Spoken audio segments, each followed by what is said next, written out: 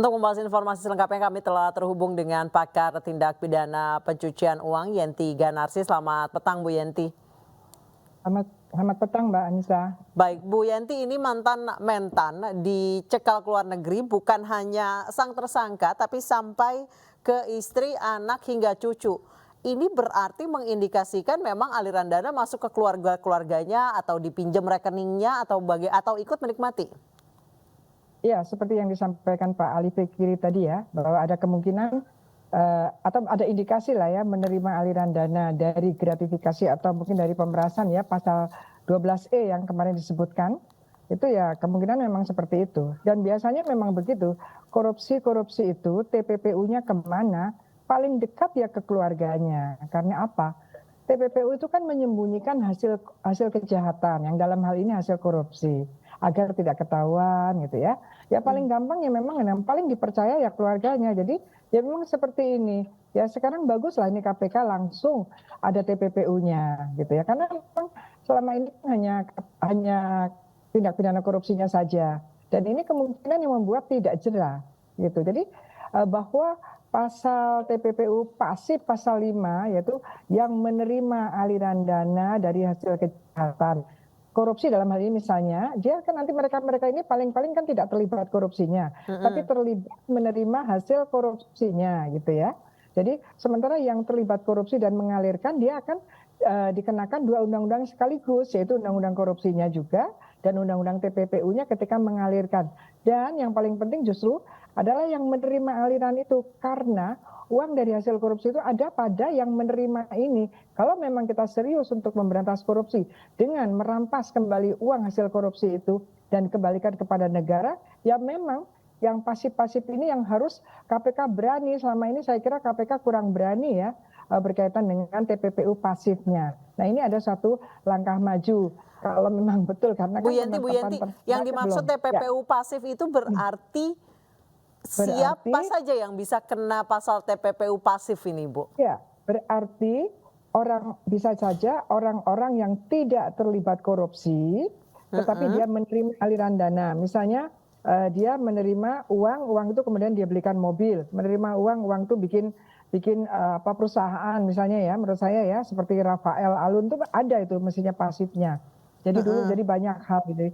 Jadi pada mereka disembunyikan atau dimasukkan ke rekeningnya istrinya atau rekening anaknya atau di masuk rekening saja ya, rekening dia sendiri yang lain pun sudah terjadi TPPU gitu ya. Apalagi dimasukkan ke rekening keluarga itu TPPU. Karena apa mereka yang menerima atau menampung aliran dana korupsi ini, korupsinya nggak tahu apakah tetap di pasal 12E yaitu pemerasan atau gratifikasi. Baik, ya. Ibu, kalau untuk TPPU pasif ini ancaman hukumannya apakah Ibu? Ya, yang undang-undang sekarang memang ancaman hukumannya lebih ringan daripada TPPU aktif ya, yaitu 5 tahun maksimum. Sementara kalau TPPU aktif yang dia yang melakukan tindak pidana pemerasan misalnya dalam undang-undang korupsi dan kemudian dia mengalirkan itu ancaman pidananya 20 tahun. Tapi kalau yang menerima 5 tahun. 5 tahun. Ya, ini kita memang agak berbeda dengan undang-undang sebelumnya. Kalau sebelumnya antara yang pasif dan yang aktif sama, negara-negara lain juga sama. Tapi kalau ini kita yang pasif jauh lebih ringan. Tapi bagi yang pasif itu, bagi kita pentingnya apa? Karena pada yang pasif-pasif itulah uang hasil korupsi bermuara. Jadi pada mereka lah nanti kita akan rampas kalau memang terbukti mereka terlibat, menerima, menikmati hasil korupsi, meskipun mereka tidak ikut korupsi. Baik, berarti ini kalau misalnya hasil pencucian uangnya itu sudah jadi perusahaan misalnya gitu, berarti perusahaan-perusahaannya bisa diambil sama negara gitu ya Bu ya? Iya, nanti lihat perusahaan itu memang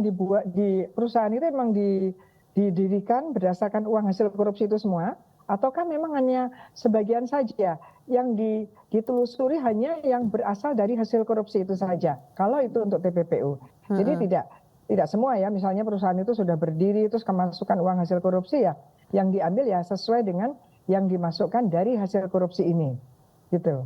Baik.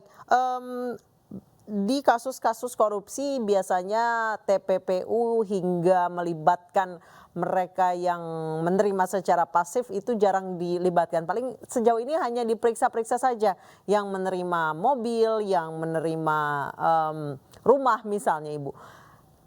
Apakah di studi kasus yang lain atau misalnya di negara lain mereka yang menerima aliran dana itu ikut juga di penjara? Pernah ada kasus yang seperti itu, Ibu?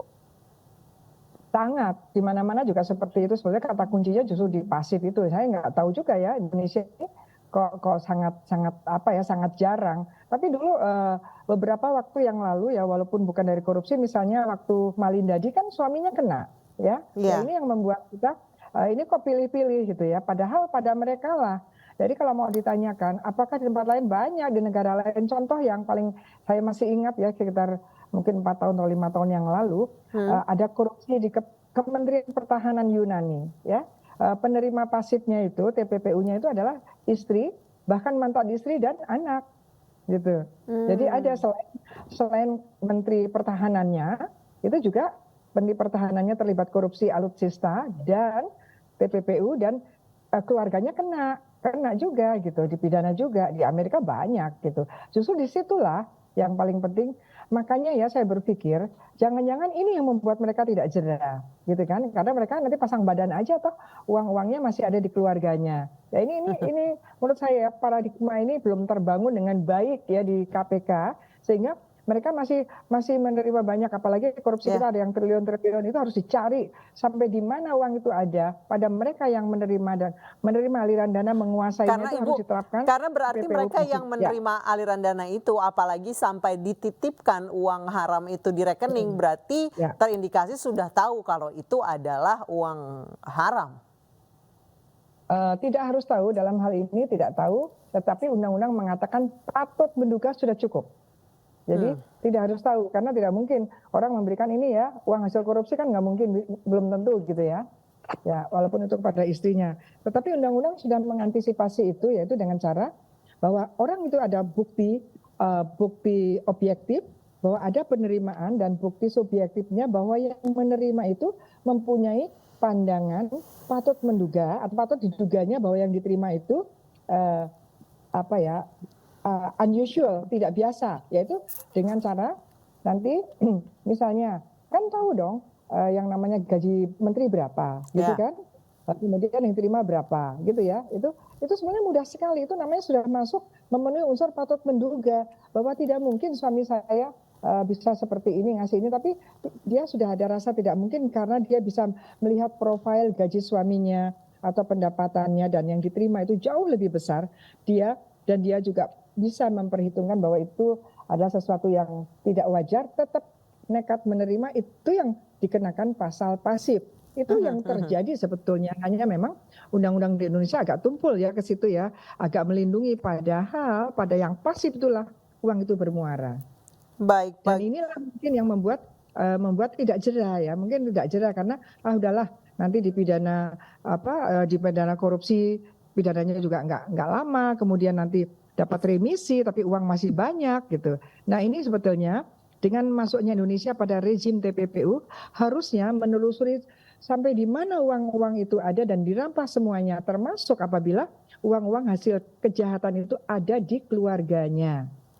Baik, Ibu, kalau untuk di Indonesia kasus seperti ini, TPPU hingga melibatkan mereka yang menikmati aliran dana, baik itu pasif apalagi aktif, itu terjerat juga, apalagi ini sampai kena cekal. Di Indonesia selain kasus Malindadi sudah ada pernah kasus serupa yang melibatkan aparatus negara atau pejabat negara, Ibu? Atau ya, ini pertama kali? Agak sedikit ya, waktu kasusnya awal-awal ya, KPK awal itu waktu Fatona itu ya, import sapi sepertinya ada. Tetapi kalau di kepolisian itu untuk bukan pejabat tinggi gitu ya, itu ada beberapa yang menerima. Ini kan bukti bahwa betul ya, bahwa hukum itu memang tumpul ke atas kan. Jadi sejauh ini yang terjerat kasus TPPU pasif itu baru kasus ini yang pejabat ya, Bu? Sisanya bukan pejabat ya? Sepertinya seperti itu, tapi nanti kita lihat yang Rafael Alun dan sebagainya itu ya. Jadi Oke. tapi yang paling penting ya, KPK itu jarang sekali, nanti ini kita harapkan KPK kalau ini jadi tersangka, kita harapkan waktu jadi dakwaan itu sudah dalam satu satu Baik. Baik pemirsa, kami mohon maaf sambungan kami dengan Ibu Yenti Ganarsi terputus karena ada gangguan internet. Terima kasih Ibu Yenti Ganarsi telah bergabung dan berbagi informasi bersama kami di Newsroom.